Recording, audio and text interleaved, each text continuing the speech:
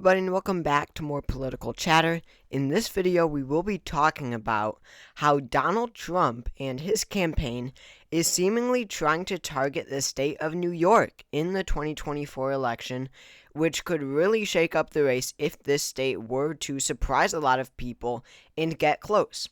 So this really caught a lot of people off guard when it was announced that Donald Trump plans to hold a campaign rally in the Bronx.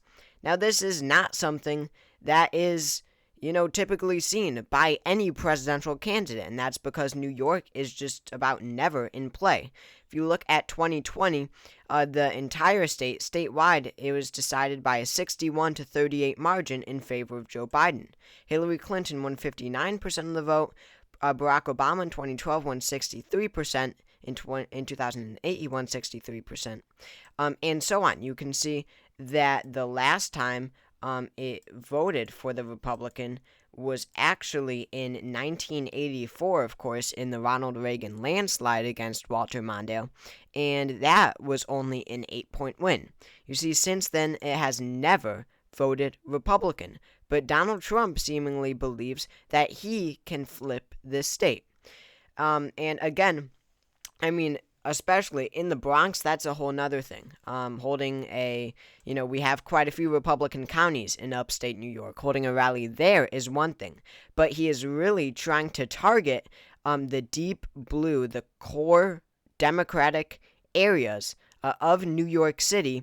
He believes that he can chip away at Biden's numbers there. Obviously not win, right? The county of Bronx, New York, voted for Biden by 66% in 2020. Trump won 15.6% of the vote in 2020 in Bronx, okay, to Biden's 82%. That is how lopsided this place is. So obviously, Donald Trump is not going to win the Bronx. He's not going to win Queens. He's not going to win Kings. And he's not going to win Westchester when you move out of the city a little bit, as well as Nassau and New York.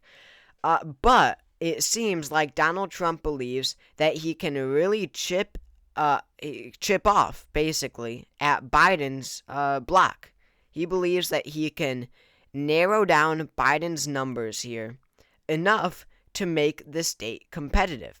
And I believe that this is a strategy. I don't know if it's smart to put a lot of money and resources and time into a state that you're really unlikely to win as of now. But if this state does become increasingly competitive, then that is definitely a good strategy. Try to target these areas with massive amounts of votes coming out. Just hundreds of thousands, millions of votes coming from these areas. Just try to make gains. Just try to really chip away. Not even win these voters, but get them to not vote for Biden. And that's a good strategy in 2024 because of how Joe Biden is positioned right now in this race. He is a very unpopular incumbent. Most people do not approve of how he handled the economy. In the economy, in poll after poll and in analysis after analysis, it looks like African Americans, their number one concern is the economy in the 2024 election. Their number one concern is the economy.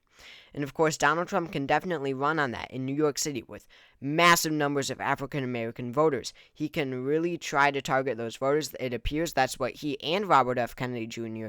are doing in states like Georgia, as well as New York, with very high African American populations. But looking back a little bit, and this does give the Trump campaign at least a little bit of hope. I guess we don't have the map up, but this a result from 2022 does give the Trump campaign a little bit of hope that they can win New York. I don't have it pulled up, unfortunately, but it was the 2022 gubernatorial result in New York in 2022 because you had a very unpopular incumbent, Kathy Hochul, who almost lost. She only won by 5% in deep blue New York, which Biden won by 23%. She only won by 5% over Lee Zeldin, who was a U.S. representative, a very strong candidate. So, it should that was a very weak performance by Kathy Hochul, and Donald Trump believes that he can really replicate that because in many ways Joe Biden does resemble Kathy Hochul, two very unpopular Democratic incumbents. Now I do want to go to polls for a little bit because they honestly, 6 months out from the election, they do make it seem like Trump possibly could be competitive in this state because you see that in the in 5 out of the 6 polls between Trump and Biden conducted in New York, Donald Trump is actually somewhat competitive. You see, in the most recent one, he leads by 19. Now, that is not good for the Trump campaign. This is not a winning number. It would be extremely unlikely to even come close in New York if Biden leads by 19 this far out, if that is accurate. But when you look at how how Biden only leads by 10, by 10, by 12, and then single digits by 9 and by 9. Remember, I will remind you again, Joe Biden won New York by 23 percentage points in 2020. So a 9-point lead, or a 10-point lead, or a 12-point lead for Joe Biden in New York, those are the type of numbers that Trump needs to see, or wants to see, I should say, in this state, to see that he could be competitive potentially in New York. These are the types of numbers you need to see. So we definitely need to see how this plays out, right? I'm not going to say, right now who's going to win New York. I definitely think, and everyone agrees, Joe Biden, of course, is favored right now. But considering how close it was in 2022 in that gubernatorial election, this is definitely something to watch because I definitely think that, Donald Trump is targeting the state. He's putting time and money into this state, holding a rally in the Bronx, which he won 15% of the vote in back in 2020. So it would be very interesting to see how close or competitive Trump could make the state because it really does matter so much if New York does go Republican. Looking at our electoral map right now, we have all the safe or almost safe states filled in. And then we have states like Texas, Florida, in North Carolina, where the Republicans are heavily favored to win. And I think that Joe Biden is definitely favored in New Hampshire, in Nebraska's 2nd District. And I think that he is slightly favored as of right now in Michigan and Pennsylvania. I think Donald Trump probably flips back at Georgia, Wisconsin, and Nevada. And I think that Arizona does go blue right now. So this is my current prediction. Joe Biden at 271, Donald Trump at 267. Joe Biden wins a 4 electoral vote win over Donald Trump in an incredibly close election.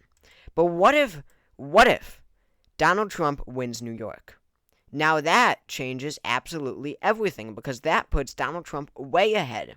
Without New York, Biden virtually has no chance. I'm probably being bullish, a bit bullish right now, in my current prediction, just like this, with Michigan, Pennsylvania, and Arizona all going to Biden. But if New York goes to Trump, then there is zero shot that Biden can win the presidency. He would have to win. At the very least, he would have to win Michigan, Pennsylvania, and Arizona. But then he would have to hold onto his 2020 states, like Wisconsin, like Georgia, and then he would need Nevada. That would be such a tough feat to overcome, and even that only gives him a very narrow electoral victory. So New York, with its 28 electoral votes, what is it? It's the fourth most populous state in the United States. It going to the Republicans for the first time since 1984, that really shakes things up because then Biden's path to victory becomes so much more narrow, and it virtually makes it impossible for Joe Biden to win. And I think that is the, type of attempt that Donald Trump is making in this state. He is hoping that maybe because the election isn't looking, amazing like it was a few months ago, right? In his favor. A few months ago, it really looked like Trump would win in quite a landslide, but now not so much. I think that Biden is currently favored right now. But if New York were to go to him, then it's over. And he's hoping, I think it looks like Trump is hoping that he could maybe pull out an upset, see how close the state gets in polling up, until the election, and see what he can do in the state. So thank you all for watching this video. I really hope you all enjoyed. It helps out a lot if you subscribe, and I will see you all next time.